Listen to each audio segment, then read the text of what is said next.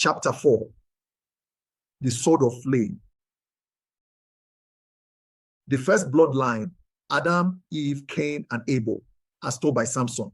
I am Samson, son of Manoah, and I have seen gates torn from their hinges and flames climb the rafters of a city at night. Yet none of those fires caught the air the way the first sword did. The one that turned at the gates of the garden, the blade that sank without a hand to hold it. Listen, after the whisper and the bite, after the breathless moment when the sweetness cuddled into shame, there was the rustle of leaves hastily stitched and the sound of footsteps that sought to be smaller than the ground could allow. Adam and the woman, now already drifting from the ease of their first names, hid among the trees they once tended without fear. I tell you, a man can hide only so long as he does not hear his name spoken by the one who knows it. When the voice came walking in the cool of the day, it did not need to ask a question to learn. It asked so that the heart might find its own courage. Where are you? Adam stepped from shadow to shadow, wearing leaves heavy as iron. I heard you and I was afraid because I was naked, so I hid. Fear had no word in the old tongue until that hour. It was the first new word after disobedience, and it filled the mouth with a bitterness no fruit ever held. The questions came like a mirror. Who told you? Have you eaten? And then the pointing, man toward woman, woman toward serpent, each hand shaking to be free of the weight. I have seen warriors steady when arrows fell like rain, only to tremble when truth asked to sit beside them. It is easier to hold a spear than to hold a confession. Judgment still came. It is the nature of justice to come even when the guilty rearrange their stories. The serpent would crawl. The woman would bring forth life in pain, and her longing would be tangled with the man's rule. The man would bend over the stubborn earth until his back knew the geometry of sorrow. And to both was given a line none had spoken within the garden's light. Dust you are, and to dust you shall return.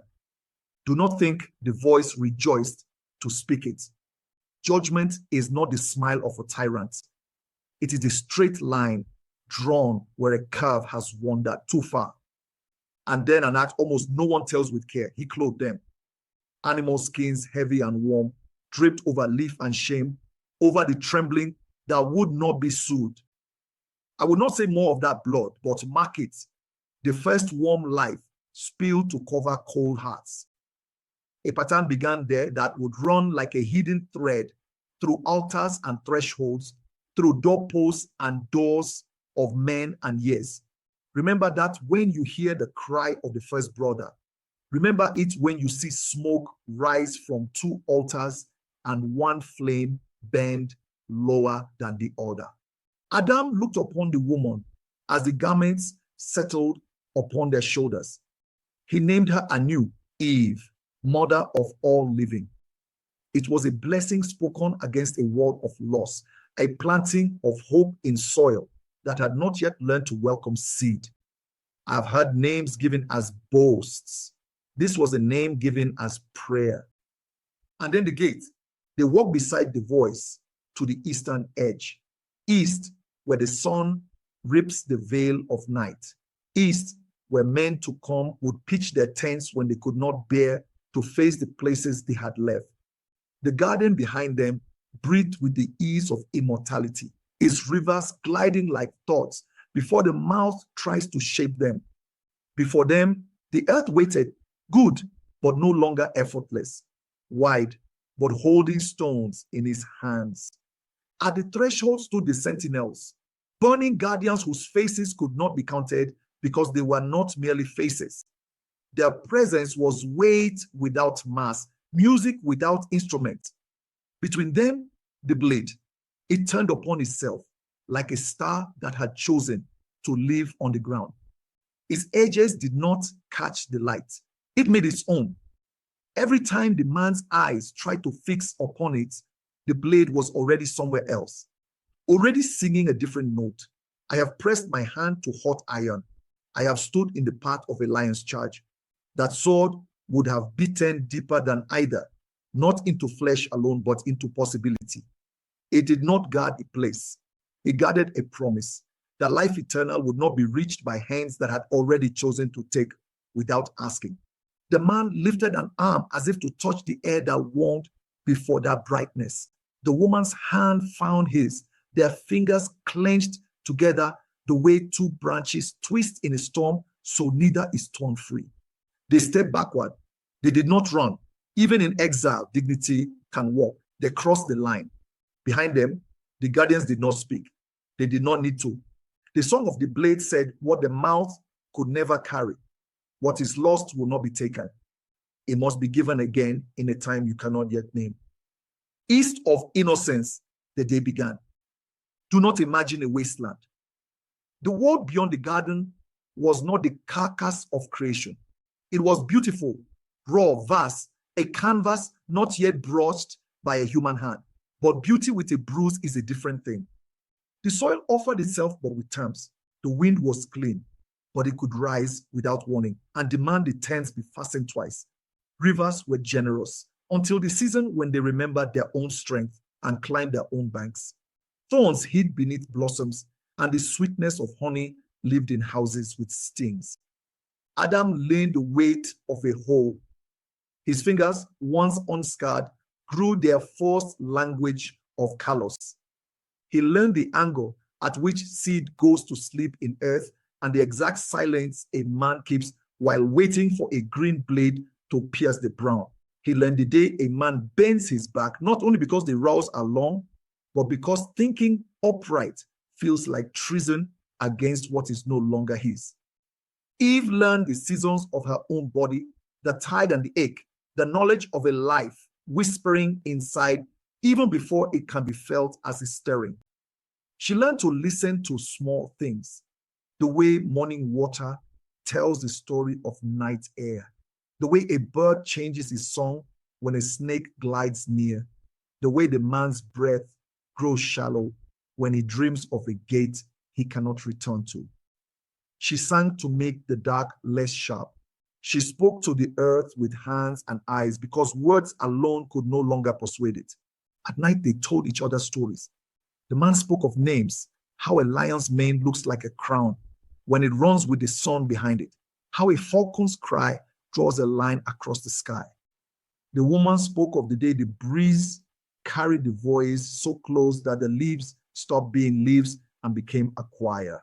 When her voice trembled as it reached the part about the fruit, the man put his hand over hers, so the tremble traveled like a message into him and back again. They laughed sometimes. Do not rob them of that. Joy did not die at the gates. It learned how to walk with a limp. Even ash knows how to warm the hands of those who find the embers. But the sword remained, singing on the edge of their sleep. I know the sound you cannot unhear. I carried the grind of millstones at my temples. The scrape of rope burned into my wrists. They carried the turning of that blade. Not every night, not even most, but on the nights when the wind shifted just so, the music of that flame threaded into their dreaming and woke them with a taste of copper in their mouths. One evening, after the fields had offered enough that hunger did not sit at the table first, Adam lifted stone upon stone. He did not call it an altar out loud. Some words come later than their reality. He stacked the rocks anyway, not perfect, not measured by any cord, except the line inside the heart that says, this is where I place the thanks and the ache. He laid fruit there, the first and best, hands steady, even as a memory of a forbidden orchard pricked him like thorns hidden under bark. He did not light fire. He did not ask for a sign. He watched the sky change color and waited as if waiting itself were a prayer. Eve stood near, saying nothing, but her presence gave the stones a shape they would not have otherwise kept. Two sets of eyes can hold a promise steadier than one, even when the promise is older than both. A fox came by and sniffed, decided the secret taste of nothing it could chew, and went on its night business. The offering stood, and the sky faded to a black that knows stars by their first names. In the dark, the woman's breath caught. The man turned to her. She took his hand and placed it upon her belly, not yet round, not yet obvious, even to herself, until that new kind of silence, the one that drops inside a woman when a story chooses her body as its tent, spoke through the warmth of skin. He felt nothing and everything. Men often do. There would be blood soon, not the blood of an animal covering shame, not the blood of a thorn scratching a wrist, another kind, the kind that makes a cry before it knows it is crying, the kind that sings two names at once, mother and child, and breaks both open so they can hold more than they could before. The seasons turned, as they always do when men think that grief will stop the sun.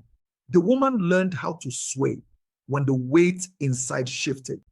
She learned how to be still when stillness was the only firmness left inside her frame. The man lengthened the rows so the harvest would come when the mouth that would drink first milk would also hunger for crushed grain. He sharpened tools, not knowing yet that there are edges no iron can smooth, wounds no craft can close. The day came, I will not speak long of that pain. Among women, it needs no interpreter, and among men, it needs more humility than I can command. She labored, she called out. The ground listened with the courtesy of old soil to new sound. The man's hands held water, they held her shoulders, they held the air when there was nothing else to do with them. At last, the cry, thin, fierce, undeniable as dawn. The child slid into the world that had waited for him with both tenderness and teeth.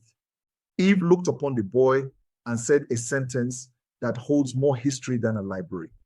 I have gotten a man with the help of the Lord, a getting and a giving in one breath. She named him Cain. Open your ears. Names are those. Cain, possession, acquisition, the first to carry his mother's answer to exile as a banner. I have gotten. Sometimes the things we hold hardest hold us back by the same strength. Remember that when his hands later shape us in a way that makes him think, walls can teach him peace. Time, which knows how to hurry and how to crawl, did both. Cain learned the feel of dirt under nails as a kind hug and a strict teacher. His fingers counted seeds the way some men count coins. He measured rain in his remembrance. He measured pride in the heft of his baskets. He loved the rows straight, the edges clean, the yield measurable. His joy tasted like bread. His anger came quick when a sprout withered for no reason he could see.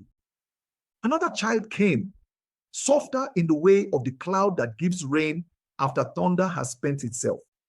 His crying was less sharp, his eyes slower to close, as if he were listening for a sound neither parent could hear.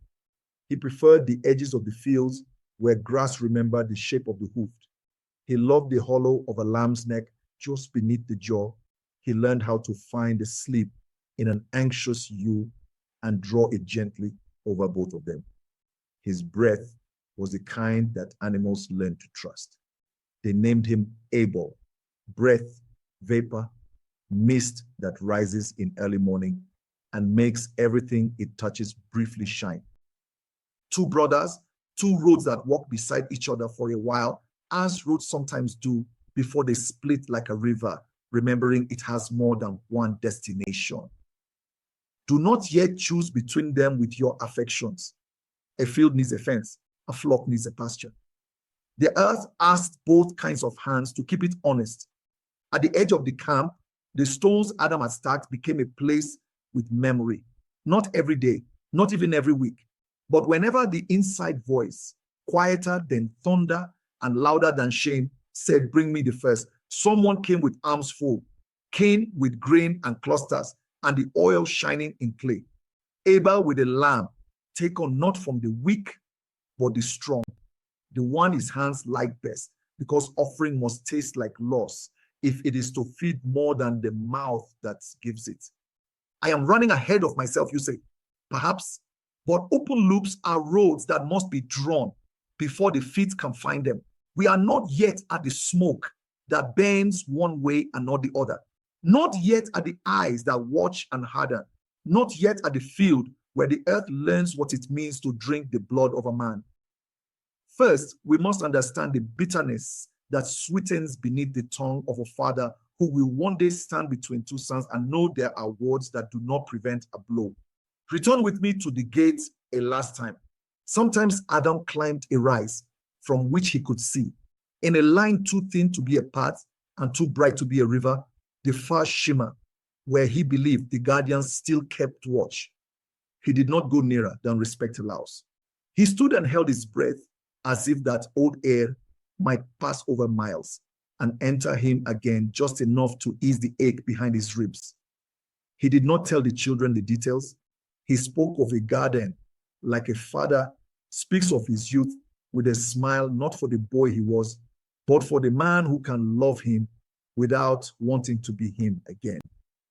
Eve kept other watch over mushrooms that stubbornly returned in the same damp patch as if defiant of exile, over herbs that did not taste of memory but of future.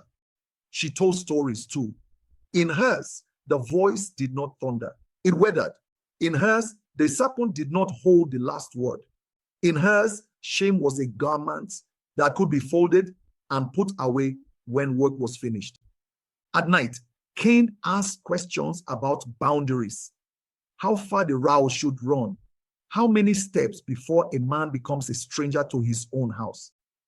Abel asked about paths, why the sheep choose the same line over the hillside when the whole slope lies open, why a lamb looks into a face as if a face were a command.